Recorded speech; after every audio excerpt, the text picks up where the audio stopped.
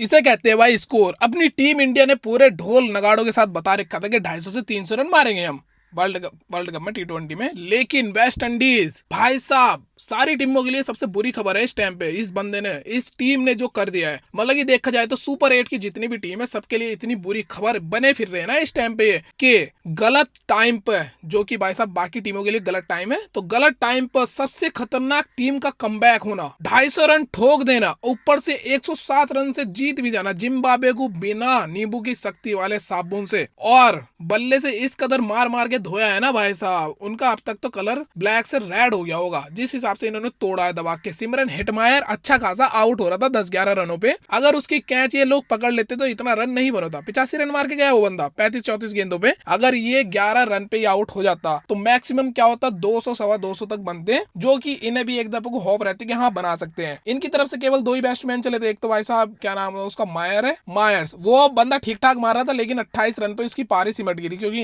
इनकी कैच नहीं छूट रही थी भाई। ये तुम छोड़ो, उसकी गलती नहीं है, सिमरन हेटमायर की 2 कैच छूटी थी कल। फिर दूसरी तरफ था ब्रैड एवंस, उसने भी 43 रन मारे थे। बस ये दोनों की ठीक ठाक पारी थी, जो कि भाई साहब एक के 204 के स्ट्राइक रेट से और एक का 186 के स्ट्राइक रेट से। लेकिन वेस्ट इंडीज वाले, उन्होंने तो भाई साहब आग पे आग के गोले बरसा रखे थे। मतलब पवेल का तुमने शॉट तो देखा ही होगा जो इतना वायरल हो रहा, वो बंदा चाह रहा था कि बॉल को खा जाऊं, छोड़ू ही नहीं, पता नहीं जैसे कि बम फिट कर रखा, दूर फेंकना वरना तो मैं खुद ही फट जाऊंगा, इस लेवल से उसने तोड़ रखा था। बल्ला ऐसे ताज के मार रहा था ना पीछे से लाके कि अगर कैच भी उठेगी तो तारामंडल बना दी जाएगी, बॉल को दिखने की नहीं अंधेरे में, इस लेवल का वो बल्ले घुमा रहे थे। और हमारी टीम, क्या टेस्ट मैच खेलोगे तुम लोग यार, सीखो ऐसे खेला जाता टेस्ट मैच। T20 को टेस्ट कैसे बनाया जाता ये लोग बताते हैं। हिटमायर अगर 11 रनों पे आउट हो जाता तो भाई साहब कितने रन बचते, कम से कम नहीं तो 70 रन, 70 से 75 रन बचते, जो कि नहीं बच पाए। पवेल भाई साहब 59 रन मार के गया। शुरू में वो स्लो खेल रहा था, लेकिन बाद में भाई उसने दबा के तोड़ना शुरू कर दिया। वो बॉल भगाई रखे थे डबल स्टैंड पे, इस लेवल का कूट रखा था उस बंदे ने अकेले ने। फिर आते रदरफोर्ड,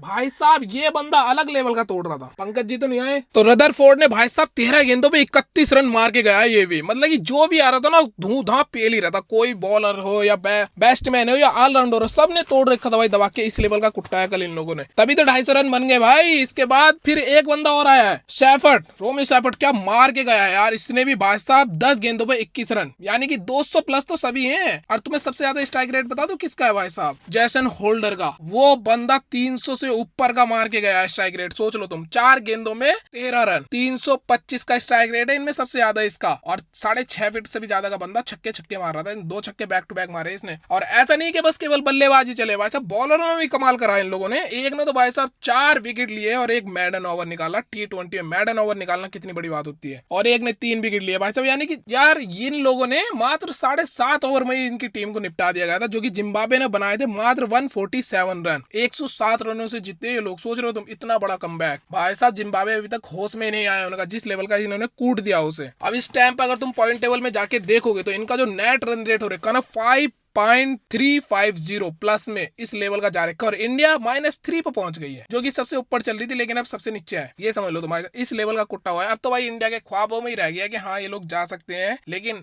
मुमकिन तो नहीं है। जिस हिसाब से इनकी बैटिंग लड़खड़ाई बैठी ना इस टाइम पे, बिल्कुल भी नहीं लग रहा कि भाई साहब ये लोग जाएंगे। बाकी देख ले भाई, गोटी अगर कोई गोटी घुमा दे तो हो जाए, जादू टोना कर दे तो कुछ कह नहीं सकते, लेकिन मुमकिन नहीं है भाई, नामुमकिन भी नहीं है। खत्म है बिल्कुल मामला, एकदम 0 बटे सन्नाटा। अब पता चल रहा होगा कि विराट कोहली, रोहित शर्मा, विराट कोहली चेजिंग में और रोहित शर्मा भाई साहब कैप्टनसी में क्यों जरूरी थे, इसीलिए थे भाई। वे बड़े मैचों के खिलाड़ी थे, ये कोई सा बड़े मैचों में कोई चला है? देख लो तुम, किशनवा के ऊपर बैठे तो वो भी चला गया, अभिषेक शर्मा बिल्कुल नहीं चल रहा, संजू सैमसन बाहर बैठा हुआ है बेचारा, उसे कोई खिला नहीं रहा। इतने मौके उसे कभी नहीं मिलते, ऊपर से उसे भाई साहब इतना हाईलाइट कर देते ना एक मैच खिला के कि हाँ ये तो बिल्कुल नहीं चल रहा, ये फलाना ढिमकाना। भाई देख लो तुम, ये हाल हो रहा है। तो मिलते हैं नेक्स्ट मैच के बाद। अब मैच है आज शायद पाकिस्तान और इंग्लैंड का, देखते भाई क्या होता।